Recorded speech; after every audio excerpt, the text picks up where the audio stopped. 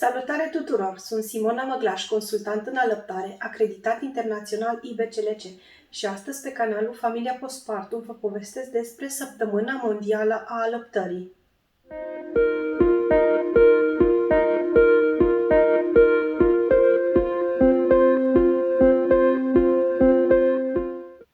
Săptămâna Mondială a Alăptării este o campanie globală de creștere a gradului de conștientizare în ceea ce privește importanța alăptării și de promovare a acțiunilor pe teme specifice alăptării. Scopul general al Săptămânii Mondiale a Alăptării este de a îmbunătăți sănătatea mamelor și a bebelușilor din întreaga lume, evidențiind rolul colosal al alăptării în bunăstarea acestora și subliniind importanța campaniilor de conștientizare. Este celebrată în fiecare an, între 1 și 7 august, în peste 120 de țări, în comemorarea Declarației Inocentii din 1990.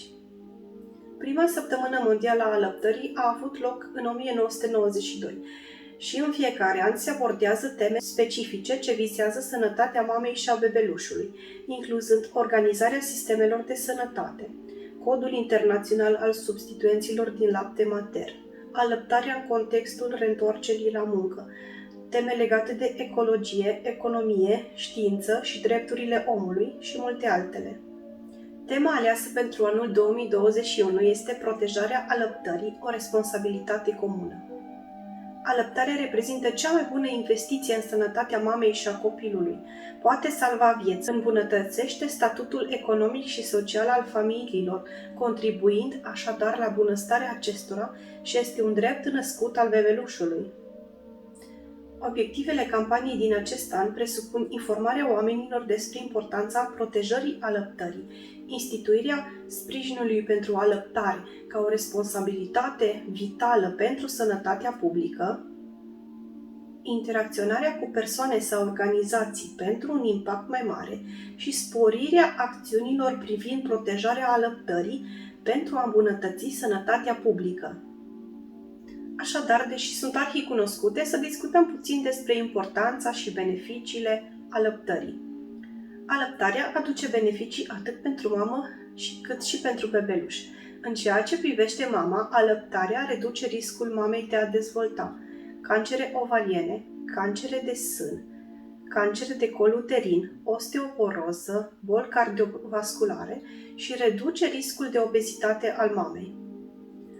În ceea ce privește beneficiile privitoare la sănătatea bebelușului, alăptarea poate reduce riscul copilului de a dezvolta astm și alergii, boli inflamatorii ale intestinelor, diabet, cancer, infecții, diaree și vărsături, sindromul morții subite a bebelușului, obezitate la vârsta adultă sau boli cardiovasculare la vârsta adultă. Creșterea ratei alăptării poate preveni decesul a peste 20.000 de mame anual, decesul a peste 823.000 de copii anual și pierderi economice de peste 302 miliarde de dolari anual. Creșterea ratei alăptării devine așadar o preocupare ce vizează sănătatea publică și cred cu tărie că ar trebui să fie mai mult decât o decizie personală. Mamele trebuie să fie informate și în ceea ce privește riscul de hrănire cu formulă de lapte praf. Deci, în egală măsură cu beneficiile despre alăptare, haideți să discutăm și care sunt riscurile nealăptării. Formula de lapte praf e produsă industrial. În producția ei se pot comite greșeli. Unele ingrediente se pot omite, altele se pot adăuga în exces, iar uneori poate interveni o contaminare cu bacterii. S-au produs greșeli grave în acest sens în trecut. Au existat 10.000 de copii decedați din cauza acestor erori de producție. Formula de lapte praf suferă modificări constante ale listei de ingrediente, întrucât se fac noi descoperiri despre ceea ce lipsește din ea. Se produc formule îmbunătățite, dovedindu-se astfel că toți cei care au primit lapte praf acum 2, 5, 10 ani și mai mult au primit ceva greșit. Este bine cunoscut faptul că bebelușii alăptați sunt mai sănătoși, dar privind de cealaltă parte a monedei, Bebelușii hrăniți cu lapte praf sunt supuși riscului de a dezvolta boli respiratorii, otite, meningite, infecții gastrointestinale, cancerele copilăriei, sindrom de moarte subită, obezitate sau supraponderabilitate la vârsta adultă, boli cardiovasculare la vârsta adultă. De asemenea, hrănire cu formulă de lapte praf artificială impactează și nivelul de inteligență al bebelușilor. Și sănătatea mamei poate fi afectată dacă mama nu alăptează sau dacă întrerupe prematur alăptarea, aceasta riscând să dezvolte depresie, cancere de sân, cancere ovariene, cancere uterine, osteoporoză, supraponderabilitate, obezitate, hipertensiune arterială, diabet și multe altele.